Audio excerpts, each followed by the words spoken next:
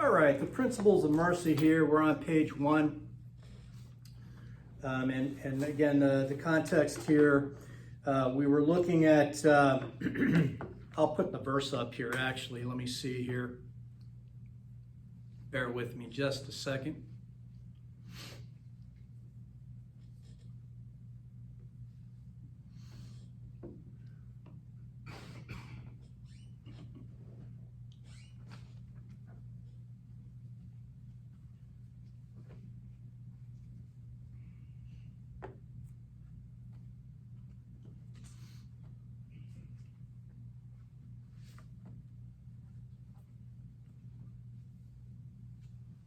All right, so Micah 2:8-9 here. The last passage that we looked at, Micah says, recently my people have arisen as an enemy. Really God speaking through Micah. Recently my people have arisen as an enemy.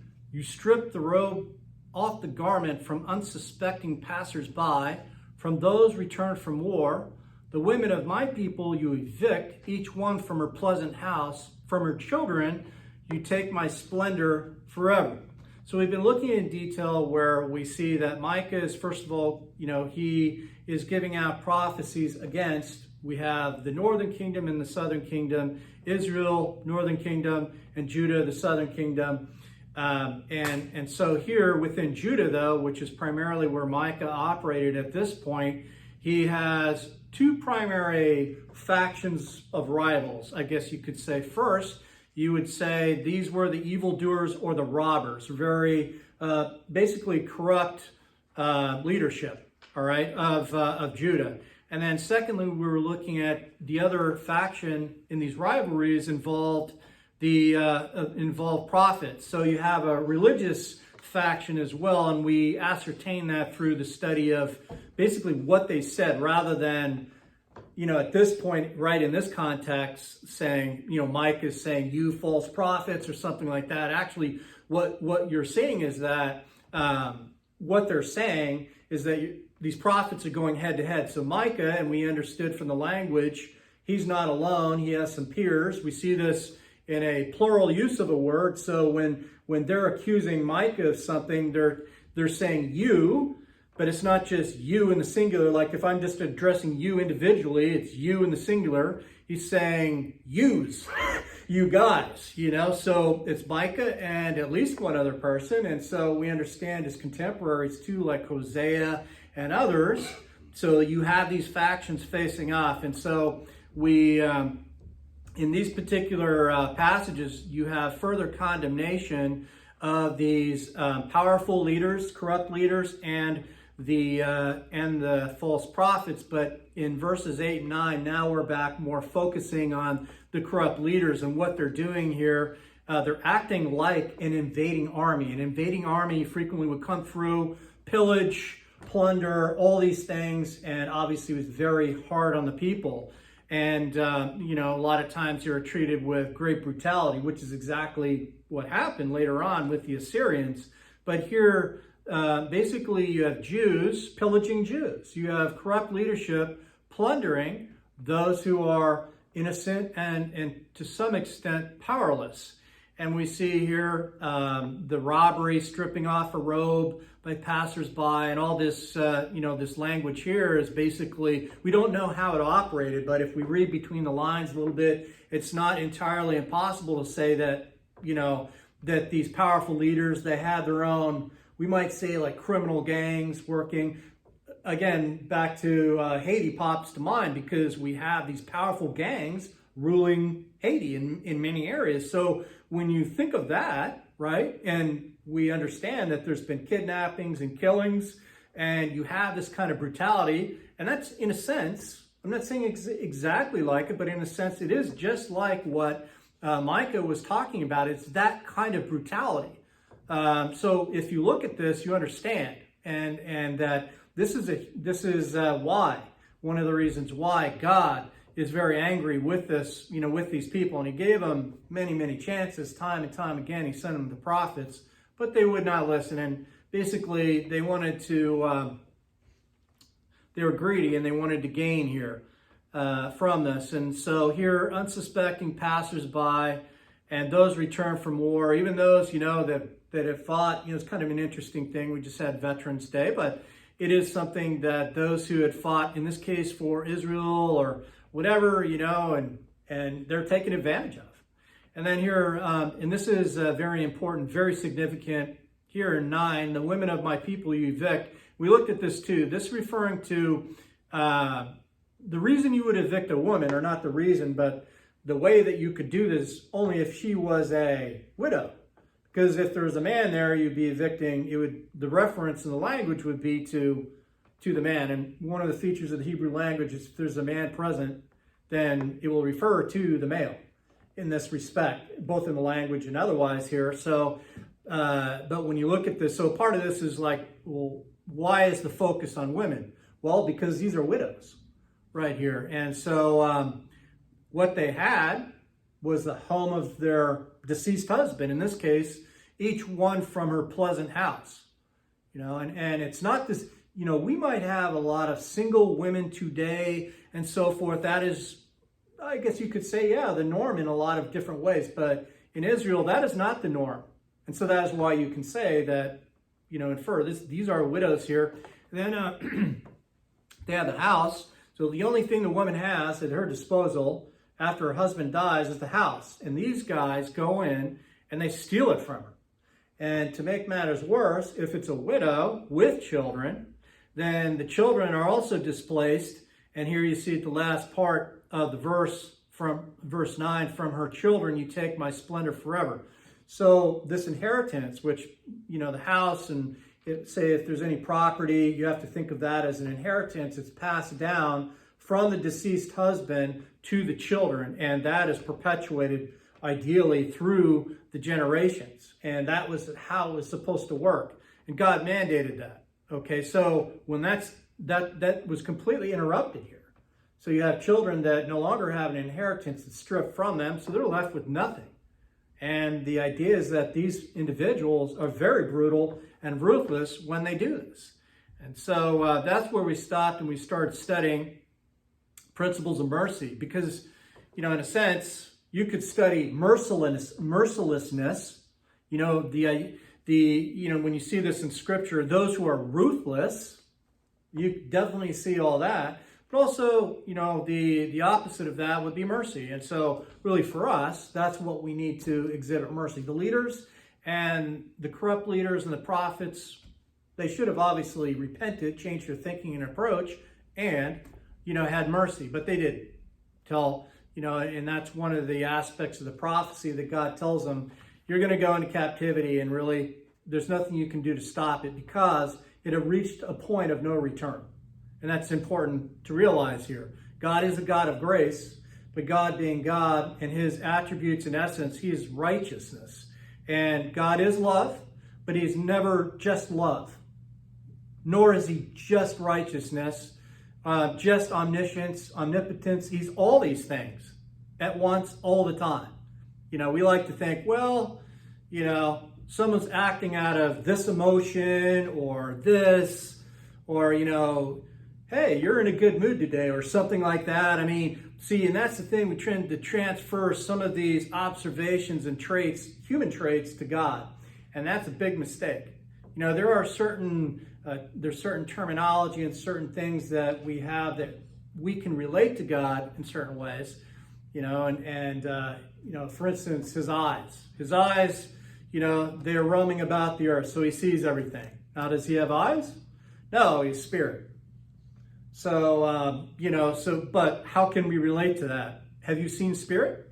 Have you seen a spirit's eyes? No. So we have to have something, it's actually called Anthropomorphism. And that was basically human characteristics so we can relate. And so that is it when we look at God. And so with his essence, though, we see that he's all these things.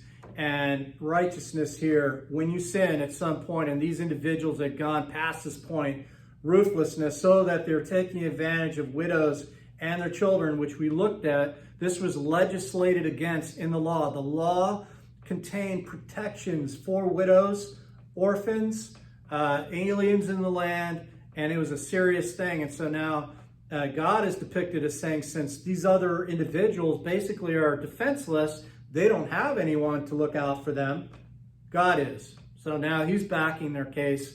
And against these, as powerful as they were, these leaders and priests, they were going into captivity. At some point they were going to be judged, and that's God's righteousness. So, all right, so here at the, we'll start from the top, preliminary considerations, point 1. A, mercy is to show kindness and concern for someone in need. Pretty basic stuff here, but sets the groundwork. B, it is demonstrated in the compassionate treatment of another. C, related terms, we have compassion, pity, grace. They're closely related. D, frequently these terms are nuanced with leniency, clemency, and forgiveness. And this is a big point. E, that is, the object of mercy is dealt with in a lenient manner with far less harshness than is warranted. So we don't get treated from God's perspective. How does he treat us? We say with grace. What does that mean? Well, that means a lot of things. But one basic thing is that we're not treated as we deserve. Okay? And we're not treated as our evil deserves. He's gracious. And so when you look at that with interpersonal relationships, human to human, okay, we need to have that same thing. We need to have mercy that, maybe someone, offended you. Something they said was very offensive. And so what are you going to do? Because we know from Scripture offenses will come. So you're going to get angry and put them in their place and show them. I'll show them. How dare you? What right? You're disrespecting me. Any number of things. Well, that may be true. Say it is true.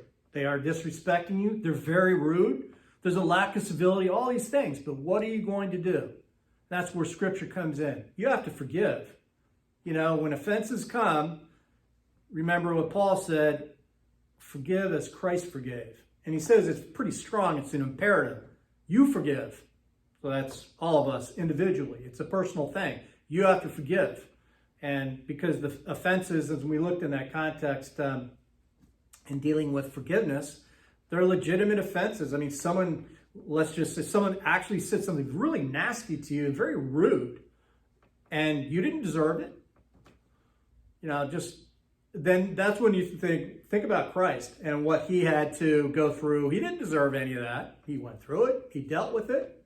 But so we need to, that's what it means to be Christ-like, and that's where the rubber meets the road there. And someone insults you, you need to forgive them. And treat them, you could say here in this principle, with less harshness than they deserve. Maybe they do deserve, you think, man, they really deserve coming up and so forth. But, this is something that let God deal with that person. If you have someone on your back, persecuting you, let God deal with them. It's not saying that you can't defend yourself in the sense that, if they're spouting off false doctrine, give them sound doctrine, but you have to obviously do it in a gracious manner. Try your best. Like I said, sometimes, practically speaking, I've had situations where I just had to walk away. Was that because that person was just so rude, I just had to get away? Well, it's that, and I was getting so angry at what they're saying, is that, as my mother used to say, and I hated hearing it, if you have nothing nice to say, don't say anything at all, right? I don't know how many times I heard that, so it's kind of operating under that principle, because what are you going to do if you blow off the handle? What is that going to solve? How first is that going to glorify God? Is that even called for? Blowing off the handle? No. There is righteous anger. We saw that with Christ and so forth. But typically speaking, when we get angry, we blow off the handle. Usually, it's going to be sinful. So, be discerning in that regard. But anyway, we try to treat people with grace, be gracious ourselves. God treats us with grace, so we are gracious. We should be. Point 2 here, God and mercy.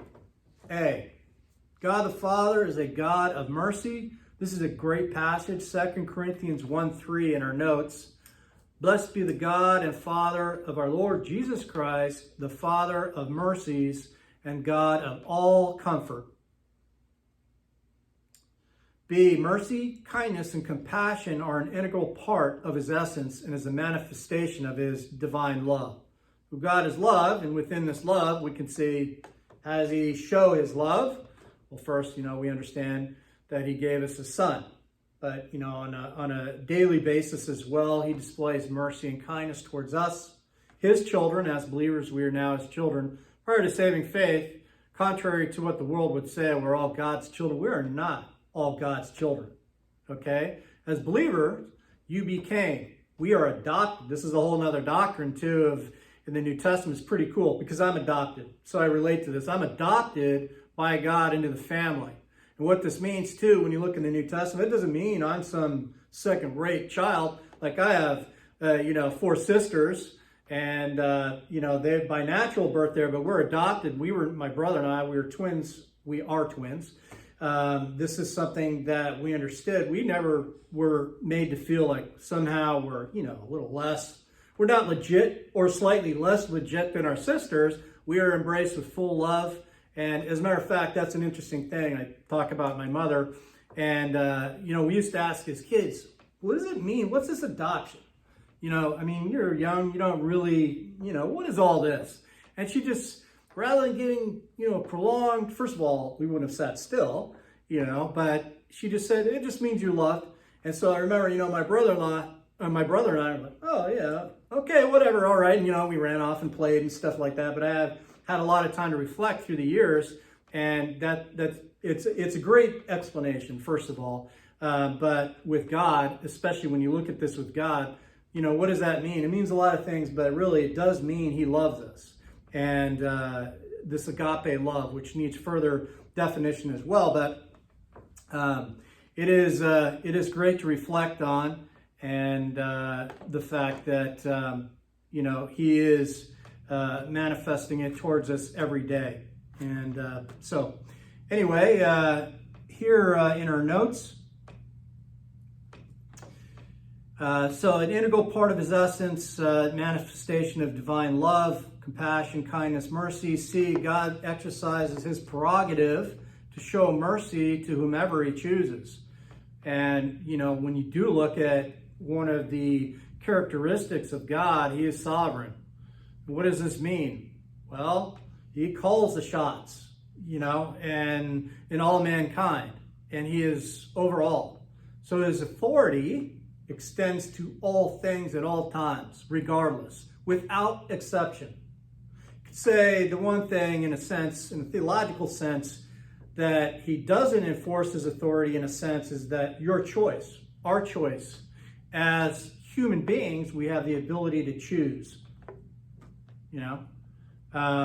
We chose Christ. We made a decision at some point. We accepted him. We chose him. This was our volition. God did not coerce us to believe or not. That is entirely up to us. And so we have authority, over our own. And that is actually, when you look at God's sovereignty, his authority over all things, and you understand the concept that we're created in his image.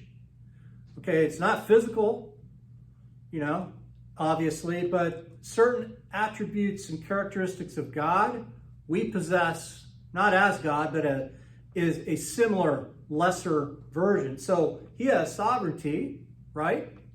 We have volition. We have authority over what we're going to do and make choices in a general sense.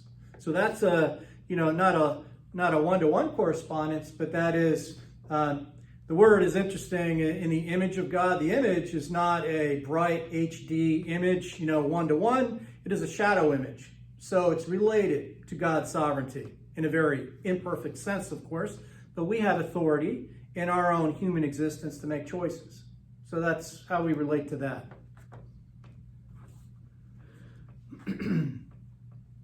C, God exercises his prerogative to show mercy to whomever he chooses here. And we looked at this last time, Exodus 33:19. And he said, I myself will make all my goodness pass before you. You're dealing with Moses.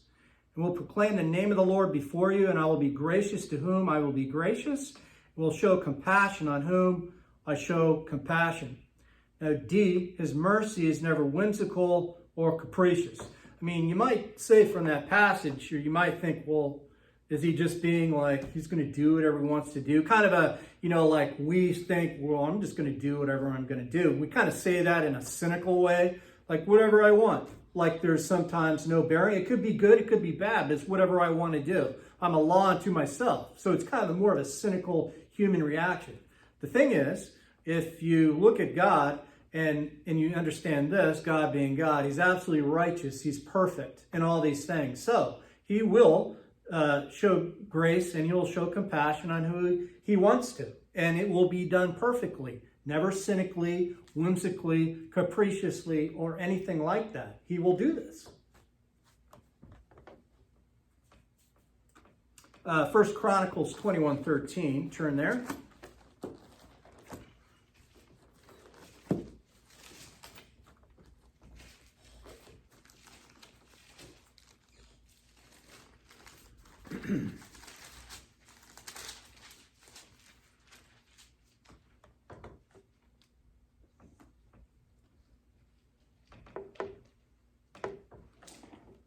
So, it's an interesting thing here. We look at King David, and here he messes up big time. And, he's a great believer, a man after God's own heart, but it wasn't because he did these things. It was in spite of these things, and he did recover, and he adjusted all these different things. Now, that's very instructive, too. When you look at King David's life, it's not always this, like he was ascending spiritually, and there's never any, bumps along the road. No, peaks and valleys, but he is ascending. Sometimes you weren't sure, though. Like, with the fair and so forth, that was a pretty big valley. That maybe the valley was bigger than the last peak he went over. In terms of, when you're ascending, they measure in altitude gained or feet gained, meters gained.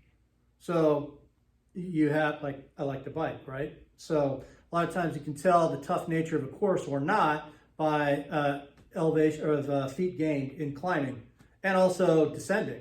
So here, if you have a lot of vertical feet in climbing, you're in for a really, really rough day. If for instance, if over X number of miles, you're going to be climbing 6,000 feet, that's a lot. But on the other hand, if you're here on Long Island and you're going 100 miles and you're going to gain 50 feet, pancake flat, that's okay, for biking. But here, when we look at spiritual growth, you might go up a peak and you might have a big peak, but then you have a big descent. And that's kind of like David in some of these really major incidents where he fell flat on his face and he sinned big time. And so this is another instance, but we know after this, of course, he had another big peak. He had a big descent, but he had another peak to climb. And the next peak was higher than the one he came down. And then, you just do this constantly up and down, up and down. But overall, you're gaining.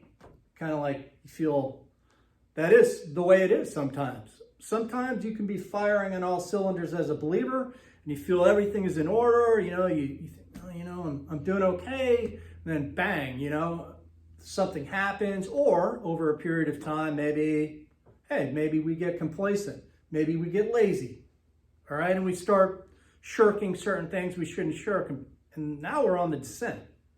Thing is, you can't keep on that descent.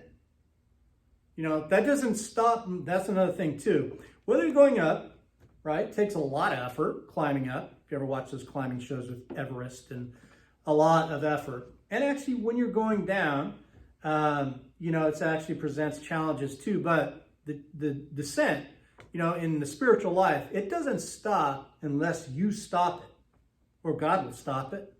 In some cases, with the sin unto death. That's an arrest of the descent. But you have to stop it. So the thing is, yes, we will go through these ascents and descents, but you have to be managing that and dealing with that. And so David, we know, did. But it's no guarantee. If you look at his predecessor, Saul, great example, started out with all the great promise in the world, disobeyed God, direct orders from God. And the wheels came off from there. Over a period of time, he reigned 40 years. but it really wasn't a good reign. And it ended where he took his own life. So it was something that was the descent he never managed. He never recovered. Because when we talk about volition, because he is negative, he made all the wrong choices. He willfully disobeyed God and other things throughout the end of, you could say, the end of his career, his reign, were terrible. Terrible. So with David here, though, one thing that he knew, when you see this throughout David, he always fell before God the Father and relied on him. That he knew God was merciful, and he knew God would treat him perfectly. Whatever, and like if you messed up, whatever God dealt out, he knew that it wasn't going to be too harsh. It was going to be just right. It might be harsh, but it would be perfect. And that's like one of the great things about David, one of the many great things. Even though he failed, he understood this. This is not condoning the failure, by the way. Verse 21:1. Read down. Then Satan stood up against Israel and moved David to number Israel. Significant passage here. David is not possessed by Satan. That's not possible with a believer. But one thing you do see, satanic influence of actually a very strong believer. It can happen. If you let your guard down, that's you. It can be. So, verse 2, so David said to Joab and to the princes of the people, go number Israel from Beersheba even to Dan, and bring me word that I may know their number. So, a census, if you will. But mostly, a census to determine how many men he could have fighting for him, an army. 3, and Joab said, may the Lord add to his people 100 times as many as they are, but my lord the king, are they not all my lord's servants? Why does my lord seek this thing? Why should he be a cause of guilt to Israel? And this is odd unless you understand this. It's like, well, what? He's just numbering how many people. Isn't that a smart thing to do? Know how many soldiers you have, and so forth. Well, in certain contexts, but here's the deal. God had told David all these promises. I will support you. I will be for you. I will fight for you. You will be protected. All these different things. So, and as we looked at, as in the case with Gideon and the judges, you don't need a lot of people. When God is on your side, Gideon had 300 men, and he defeated literally thousands. So why do you need to number Israel if God is for you? You don't. And so what this means is, what it's coming across as complete lack of faith. It doesn't really matter. God is going to help him. And that's what his general Joab, he's trying to tell David, don't do this. Credit to Joab, though, for saying something. 4, nevertheless, the king's word prevailed against Joab. Therefore, Joab departed and went throughout all Israel and came to Jerusalem. And Joab gave the number of the census of all the people to David, and all Israel were 1,100,000 men who drew the sword, and Judah was 470,000 men who drew the sword. But he did not number Levi and Benjamin among them, for the king's commandment was abhorrent to Joab. And God was displeased with this thing, so he struck Israel. And David said to God, I have sinned greatly in that I have done this thing. So now please take away the iniquity of your servant, for I have done very foolishly. So striking Israel, striking Israel, a lot of people are dying at this point. It's disaster, national disaster. And David's under no illusion. He knows what's up. I messed up. And so he goes before God here.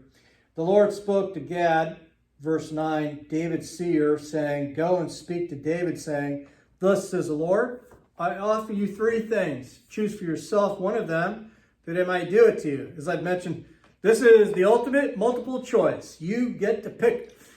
And so 11, so Gad came to David and said to him, thus says the Lord, take for yourself either 3 years of famine or 3 months to be swept away before your foes while the sword of your enemies overtakes you, or else 3 days of the sword of the Lord, even pestilence in the land, and the angel of the Lord destroying throughout all the territory of Israel. Now therefore consider what answer I shall return to him who sent me. Yeah, great choices, right? So here 13, and David said to Gad, I am in great distress. Please let me fall into the hand of the Lord, for his mercies are great. But do not let me fall into the hand of man. So that was the readout. It's like, you're really a rock and a hard place here. But who do you absolutely depend on? Absolutely guaranteed. Will do the same thing every time. Will manifest the same, the same characteristics. God. So he knew it's a terrible choice, but yeah, I'm going to go with God on this. And good decision. People suffered, though, because of him. Interesting.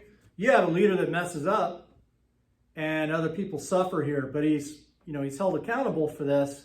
But interesting side study in leadership and repercussions of actions and so forth. But anyway, with this, God is not whimsical or capricious. And as David points out in verse 13 again, I'm in great distress. Please let me fall into the hand of the Lord, for his mercies are great. And then here, but do not let me fall into the hand of man. Why not? Well, because we're really erratic and irrational, and we might do any number of things, you couldn't expect any fairness. And it was an unknown commodity and a lot of evil. God was a known commodity, known character.